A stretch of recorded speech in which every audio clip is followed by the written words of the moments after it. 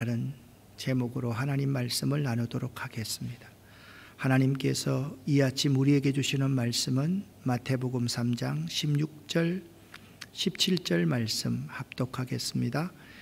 예수께서 세례를 받으시고 그 물에서 올라오실새 하늘이 열리고 하나님의 성령이 비둘기같이 내려 자기 위에 임하심을 보시더니 하늘로부터 소리가 있어 말씀하시되 이는 내 사랑하는 아들이요 내 기뻐하는 자라 하시니라.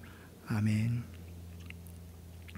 세례 요한의 인기가 절정에 올라 있을 때에 세례 요한의 주가 되시는 예수께서 갈릴리 나사렛이라는 곳에서 요한이 세례를 베푸는 요단강에까지 친히 오셔서 그에게 세례를 받으시는 장면은 우리들에게 신선한 충격입니다. 이 그림은 세례자 요한이 요단강에서 세례를 베푸는 그림이요, 예수께서 세례 요한에게 세례를 받으시는 그림입니다. 예수의 세례 받으심은 그의 이전까지의 사적 생활을 청산하고 구속 사역을 수행할 메시아의 공적 생애가 시작되었음을 알리신 것입니다.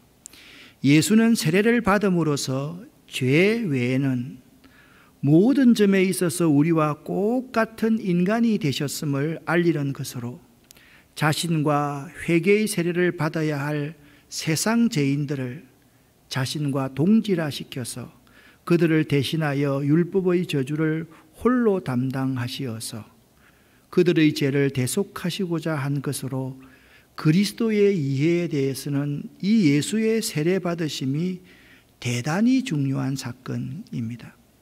또한 전능하신 하나님의 아들이신 예수께서 무엇 때문에 한낱 인간에 불과한 세례자 요한에게 무릎을 꿇고 세례를 받아야 했는가라는 것은 예수님의 제자들도 이해하기 어려워 당황했던 것이었지만 하늘 영광을 버리고 이 땅에 오신 최고의 겸손의 모본을 예수께서는 세례 받으심을 통해서 그들에게 보여주셨습니다.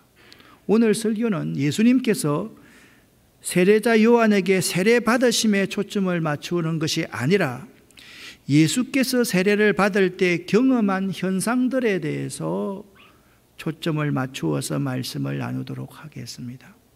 조금 좋은 작품은 아니지만 예수의 세례받는 두 그림입니다. 이 두 그림, 예수의 세례의 그림을 여러 편을 보면 꼭 세 가지 특징이 기록되어져 있습니다. 첫 번째, 예수님의 눈이 항상 하늘을 향하고 있다라는 것이고, 두 번째, 성령이 비둘기처럼 임하고 있는 모습이 빛을 통해서 반드시 그려져 있다라는 것이고, 세 번째, 그 그림에 보면 그분의 마음과 눈과 귀로서 하나님의 음성을 듣고 있다라는 느낌을 갖게 됩니다. 16절부터 17절까지 쉬운 성경으로 보면 예수께서 세례를 받으시고 물 밖으로 나오시자 하늘이 열렸습니다. 예수님은 하나님의 성령이 비둘기처럼 자신에게 내려오는 것을 눈으로 보셨습니다. 그때 하늘로부터 소리가 들렸습니다. 이는 내 사랑하는 아들이며 내가 기뻐하는 아들이다 였습니다. 예수님께서는 세례를 받으실 때 세 가지의 엄청난 경험을 하십니다. 먼저 하늘이 열리고 하늘을 보는 경험을 하셨습니다. 다음으로 성령이 비둘기처럼 임하시는 것을 그의 온몸을 통해서 그의 눈으로 보았습니다. 그리고 하늘에서 음성을 들음으로써 하늘로부터 메시아로서의 확실한 증거를 받았습니다.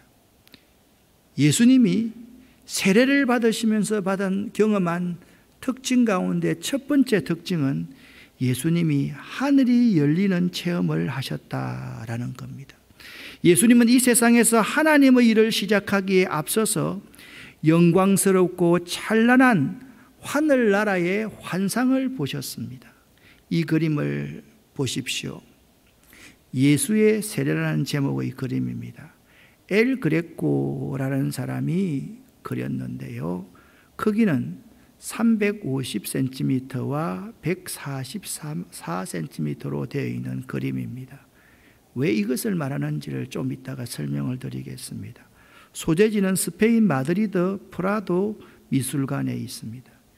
이 작품의 특징은 그림이 옆으로 길게 늘어서 있는 것이 아니라 아래로 길게 그려서 신성함이 드러나게 하고 있습니다. 이것을 아래로만 잘라서 본 예수의 세례 그림이고요. 본래의 작품을 한번 보겠습니다. 본래의 작품은 이런 그림입니다. 이 본래의 작품은요, 이런 특징을 가지고 있습니다. 예수 세례 당시에 하늘 영광을 경험한 점을 이 본래의 그림은 잘 묘사해 놓고 있는 것입니다. 예수님께서는 이 땅에서 하나님 나라의 일을 수행해 나가셨습니다. 그런데 하나님 나라의 사역을 수행해 나가다 보니까 로마 세력의 반대도 많이 받게 되었고, 특별히 유대인들의 엄청난 반대와 모함 속에서 많은 고난도 받으셨습니다. 그렇지만 예수께서 그러한 수많은 고난과 역경, 죽음의 위협들에 굴복하지 않고 담대히 하나님께서 맡기신 사역을 해나갈 수 있었던 것은 이처럼 하늘이 열리는 것을 보고 하늘나라의 그 영광을 보셨기 때문에 고난과 역경, 수많은 죽음의 위협들에 굴복하지 않고 맡기신 사역을 해나가실 수 있었던 것입니다. 성경에 하늘 영광을 보았던, 환상을 보았던 사람들을 한번 생각해 보겠습니다. 이스라엘 약속의 성취자 족장 야곱입니다.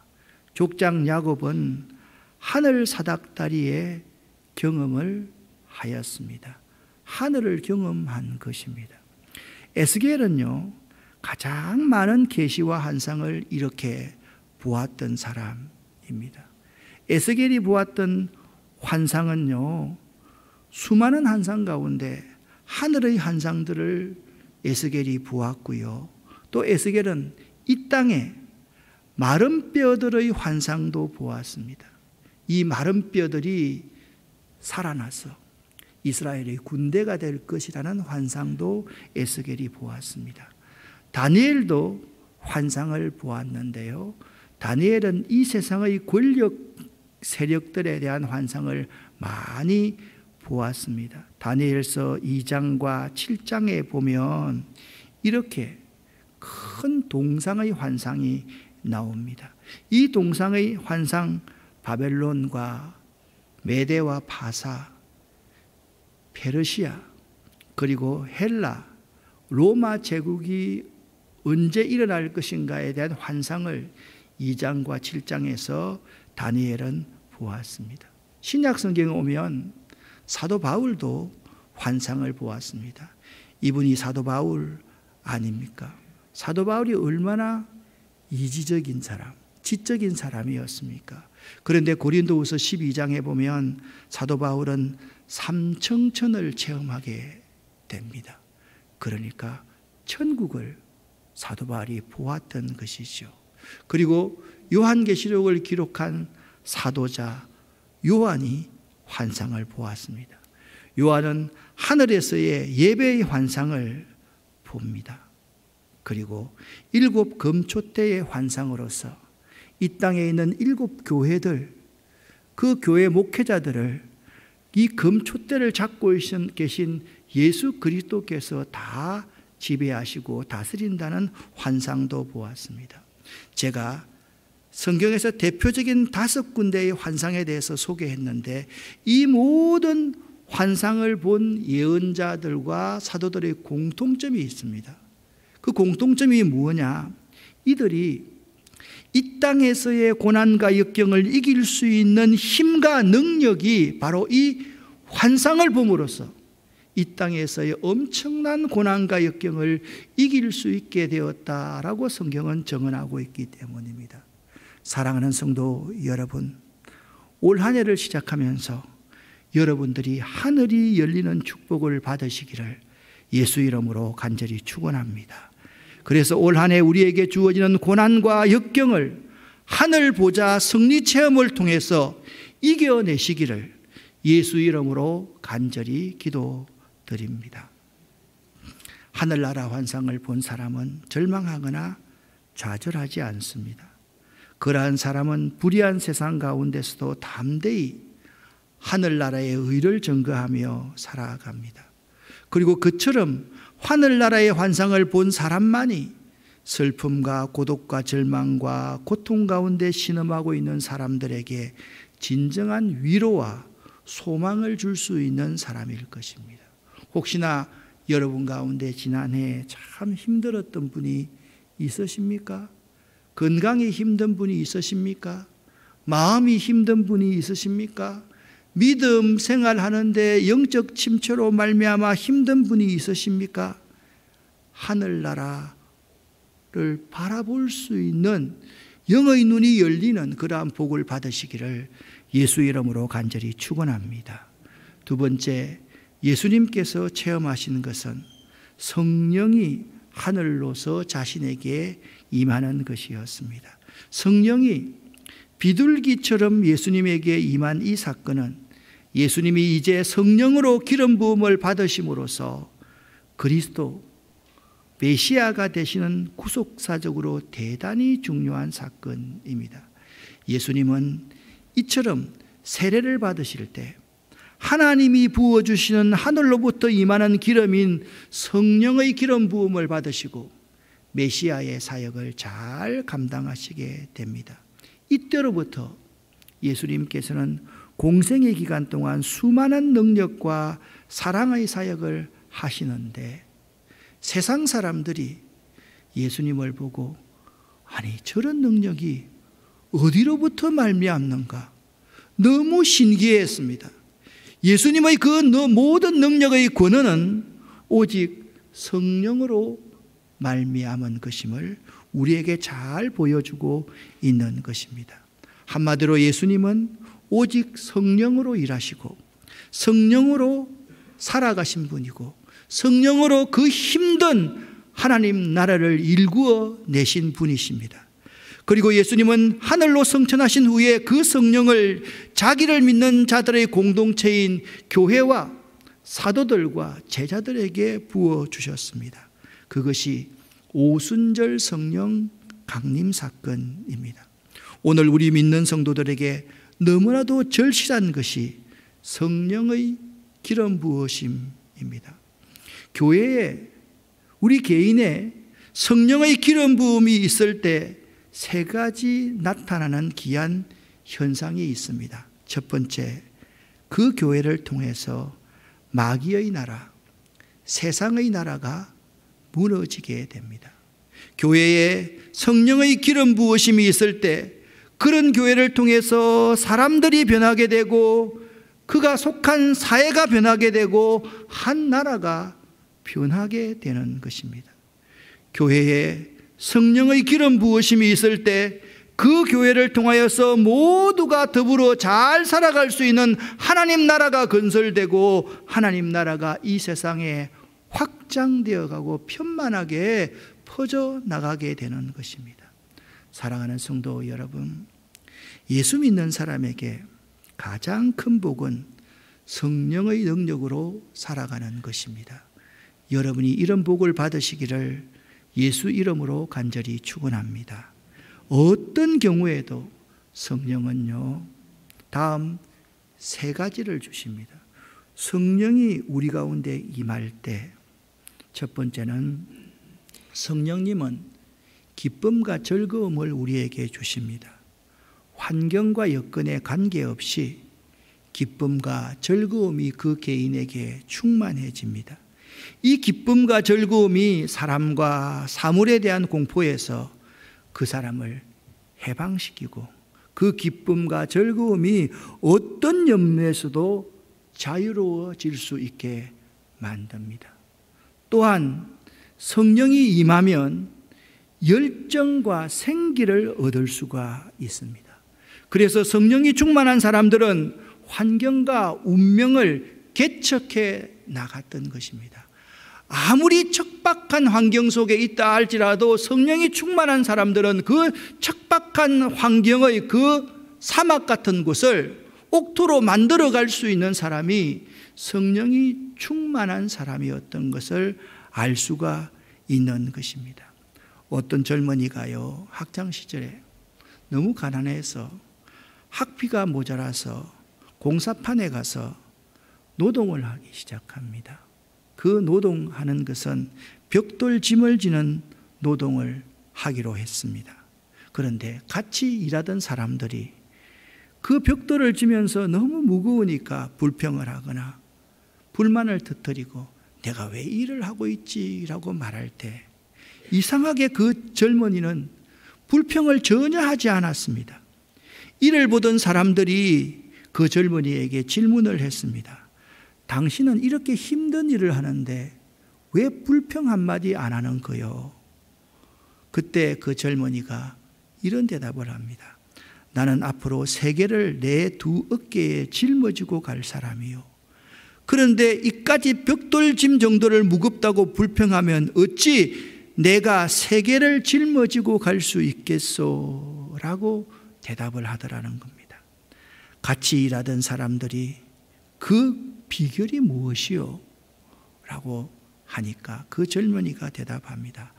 나는 하나님의 성령이 내 속에 있는 사람이요 라고 대답을 했다라는 것입니다. 성령이 함께하는 사람은 그 속에 열정이 있습니다. 성실함이 있습니다. 꿈이 있습니다. 끝까지 그 일을 해내려고 하는 추진력, 열정이 그 속에 남아 있게 되는 것입니다.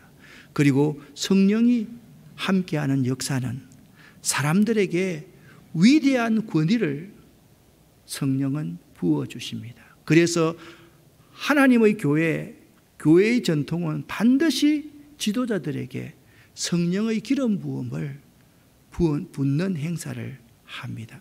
성령의 역사는 한 사람을 위대한 지도자로 세웁니다. 사랑하는 여러분, 여러분 가운데 잘 섬기는 위대한 지도자가 되고 싶은 사람이 이 가운데 있습니까? 성령을 받으시기를 바랍니다. 성령을 충만하게 받으시기를 예수 이름으로 간곡히 부탁을 드립니다. 목동인 다윗을 왕으로 만든 것도 성령의 기름 부으심이었다라는 점을 여러분은 잘 알고 있을 것입니다. 세 번째, 세례의 사건을 통해서 예수님께서 체험하신 것은 하나님의 음성을 직접 듣게 되었다라는 것입니다. 17절 말씀을 보면 예수께서 세례를 받고 물에서 나오실 때 하늘로서 소리가 들리기를 이는 내 사랑하는 아들이요 내 기뻐하는 자라라는 음성이 들렸습니다. 이것은 한마디로 하나님께서는 예수님을 너무나 사랑하신다는 것이었으며 하나님께서는 예수를 보시고 너무 기뻐하셨다라는 것입니다. 예수님은 하나님의 음성을 직접 들음으로써 하나님께 인정받는 삶, 자신이 하나님의 사랑을 받고 있는 존재임을 확신하게 되었습니다. 하늘의 음성은 우리들로 하여금 늘 위로부터의 새 힘을 얻으며 살아가게 합니다. 하나님께서는 왜 예수를 보시고 이처럼 사랑스러워하시고 기뻐하셨을까요? 그것은 예수를 이 땅에 보내신 하나님께서 예수가 어떤 삶의 목표를 가지고 있는지를 잘 알고 있었기 때문입니다. 하나님께서 그의 독생자 예수를 이 땅에 보내신 것은 그 아들로 말미암아 대속제물이 되게 하셔서 온 인류를 구원하게 하시려는 의도가 있었습니다. 하나님 아버지께 순종하는 길에는 고난이 있고 십자가가 기다리고 있지만 그 길이 하나님이 기뻐하시는 길이요 그 길이 온 인류에게 생명을 줄 수 있는 길이기에 예수는 고난과 낮아짐과 자신을 비움과 섬김의 삶을 결단하자 하나님이 그 예수를 보고 기뻐하시는 것입니다. 아버지여, 아버지가 영광 받기를 원하고 제가 영광 받기를 원합니다. 그 예수님의 간절한 바람은 내가 하늘의 썩어지는 밀로서 십자가의 죽음으로 말미암아 아버지 하나님께서 영광을 받으실 거고 내가 죽는 것 그것이 아버지께 영광을 돌리는 일입니다 라는 그의 고백적인 삶의 결단이었기 때문에 그 예수를 보고 하나님이 기뻐하시는 것입니다. 예수님께서는 하나님 아버지께서 들려주시는 이 음성을 듣고서 늘 위로를 받으며 새 힘을 얻으며 많은 고난을 극복해 나가실 수 있으셨던 것입니다. 사랑하는 아름다운 교회 성도 여러분, 여러분도 하나님께서 너는 내 사랑하는 아들이라, 너는 내 사랑하는 딸이라, 내가 너를 기뻐하노라 라는 음성을 이 시간 꼭 들으실 수 있기를 예수 이름으로 간절히 축원합니다. 그런데 그 음성은요, 자기의 유익과 자기의 안일만을 추구하며 살아가는 명목적인 기독교인에게는 결코 들리지 않습니다. 내 뜻보다도 하나님 아버지의 뜻에 순종하고자 하는 사람에게 그 음성이 들립니다. 낮아지고 섬기는 자가 되는 것이 곧 예수님이 가시는 길이라는 것을 깨닫고 그 길을 따라가고자 하는 사람에게 그 음성이 들립니다. 세상에서 인정받는 것보다 하나님께 인정받기를 원하는 사람에게서야 그 음성이 들려지는 것입니다. 너는 내 사랑하는 아들이라, 내가 너를 기뻐하노라. 얼마나 귀한 하나님의 음성을 예수님께서 들으셨는지 모릅니다. 이러한 아버지의 음성을 듣는 자는 결코 낙담하지 않습니다. 고난 가운데 있을지라도 기뻐하고 즐거워할 수 있습니다.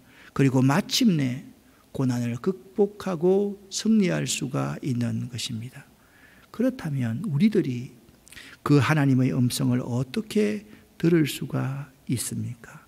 우리 하나님의 말씀이다 라고 할 때 세 가지가 하나님의 말씀입니다. 첫 번째는 기록된 말씀인 성경을 통해서 하나님의 음성을 들을 수가 있습니다. 두 번째, 선포되어지는 말씀인 설교를 통해서 하나님의 음성을 들을 수가 있습니다. 세 번째, 말씀이 육신이 되어서 우리 가운데 거하시는 예수 그리스도를 통해서 하나님 음성을 들을 수가 있습니다. 사랑하는 성도 여러분, 새해를 시작하면서 하나님의 말씀을 가까이 하십시오. 하나님의 말씀을 잘 들으십시오. 하나님 말씀을 잘 들어야 들음은 그리스도의 말씀으로 말미암느니라. 로마서 10장 17절 말씀이 그대로 이루어집니다. 말씀을 연구하십시오. 교회에서 성경 공부를 한다라고 하면 시간을 내어서 꼭 참석하십시오. 그리고 이 말씀을 암송하십시오. 그리고 말씀을 묵상하십시오. 그렇게 하시면 그때 들려주시는 하나님의 음성으로 말미암아 여러분은 이번 2023년 한 해 동안 반드시 형통의 길, 주님이 주신 그 길로만 걸어가게 될 것입니다. 사랑하는 성도 여러분, 오늘 세 가지의 축복을 꼭 기억할 수 있기를 바랍니다. 첫 번째, 하늘이 열리는 축복입니다. 두 번째, 하나님의 성령의 기름 부음을 받는 축복입니다. 세 번째, 하나님의 음성을 듣는 축복. 이 세 가지의 축복을 꼭 기억하면서 2023년 올 한 해 꼭 믿음으로 승리하는 여러분 되시기를 예수 이름으로 간절히 축원합니다. 기도하겠습니다. 하나님 아버지, 우리가 이 세 가지의 복을 받기를 원합니다. 하늘이 열리는 복, 성령이 임하는 복, 하나님의 음성을 들을 수 있는 귀한 복, 이 복으로 말미암아 이 안에 넉넉히 승리하는 저희들 되기를 바랍니다. 예수 그리스도 이름으로 축복하고 간절히 기도 올립니다. 아멘.